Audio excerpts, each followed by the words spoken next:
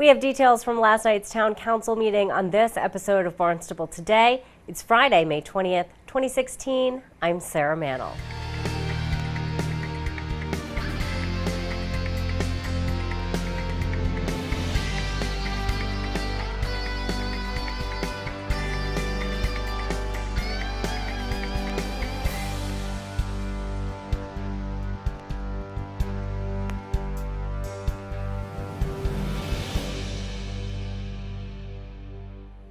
Town Council gets a preview of the proposed 2017 operating budget during this week's meeting.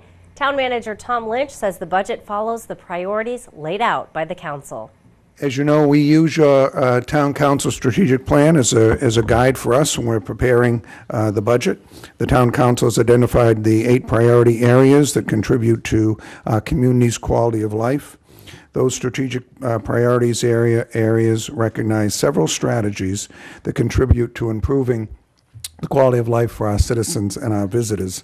Enhancements proposed in the FY 2017 operating budget attempt to address these strategies while ensuring that we maintain a sound financial position. I'd like to go through those funding priorities as they relate to your strategies. Under public health and safety, the police department is proposing 6 new community seasonal service officers. They'll be walking the Main Street during our budget presentation. The chief will go into greater detail on that, but the idea is that we have additional eyes on the street and to help us identify any concerns that merchants or visitors or residents may have as they do business on Main Street. There's enhanced funding for sworn officer training, and this covers a great deal of a variety of issues that we want to keep them well trained in and up to date so that while they're doing their job, they're implementing the laws as they may have been updated, as well as looking at things like active shooter drills and other things of that nature. We've got additional funding for hazardous material monitoring, additional health inspectors, and we've funded this year flu vaccine monies that are no longer coming down from the state. Those items will be funded through fees that have already been passed by the Board of Health. We've increased staffing at the animal control program. We're increasing a half-time person to a full-time person based on the workload that they have as well as the calls that we get over on weekends. The Adult Supportive Day program, I think that you're well aware of the discussions we've had on that. It shows up this year. Fees account for about 90% of the program, so we've got a deficit of around $72,000 that we'll be funding on that. And then the effort that we did last year to restore Hamblin Pond due to the algae that was there allows us now to put back in, at the suggestion of Recreation, the aquatic staffing program that was very popular in the past. Under Education and Interim School Superintendent Bill Butler and the school committee will go over this. They've recommended new reading program and textbooks, additional funding for English language learners, creation of in-house Crossroads program for special education. Under infrastructure, we've instituted an enhancement to the highway division staffing. Thank you. We combined some overtime as well as some seasonal employees to add 2 additional staff to provide for staffing at the Osterville Bridge, drawbridge, and then also additional mowing and maintenance during the summer, as well as using them in the winter months as well. So we've got an increase in funds for vehicle and equipment maintenance. We've made, as you know, an investment on our roads, and we've got additional monies that cover traffic signals and catch basin maintenance. There's enhanced funding for preventive maintenance of our facilities. And we've got funding provided for technology support, maintenance, and upgrades across our departments. And you'll see on that particular item that that's an area where we continue to have additional expenses as the technology changes, and we want to keep up with that, and as well as the licensing requirements that IT has throughout our various departments. And Town Council will begin debating the budget at its next meeting, June 2nd. A parcel of land on Route 132 in Hyannis will now be zoned for business rather than residential. The parcel on the corner of 132 and Addix was previously zoned as residential. Director of Growth Management Joanne Miller-Buntich talked about the zoning change before the vote. I believe the clerk has the official zoning maps in her possession. I also have the report at the planning board. Just to review, this is the parcel right here that's being rezoned. It's now the site of Sun Storage on the corner of I&O Road and Addix Lane. This is our assessing map of it that shows the boundaries of the parcel. There's just a little bit of a plan view. And this is the map that we're asking you to adopt this evening.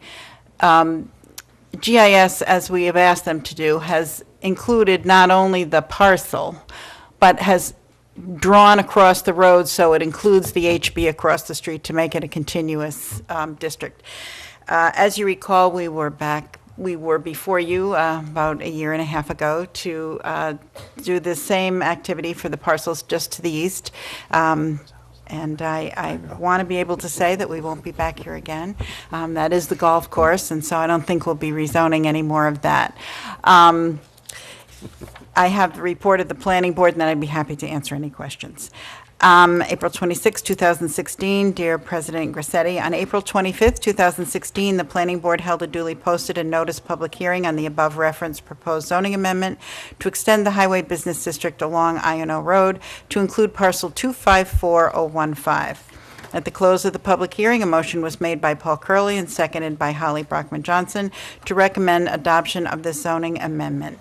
And it was a unanimous vote by the members of the board. And the council voted in favor of that zoning change.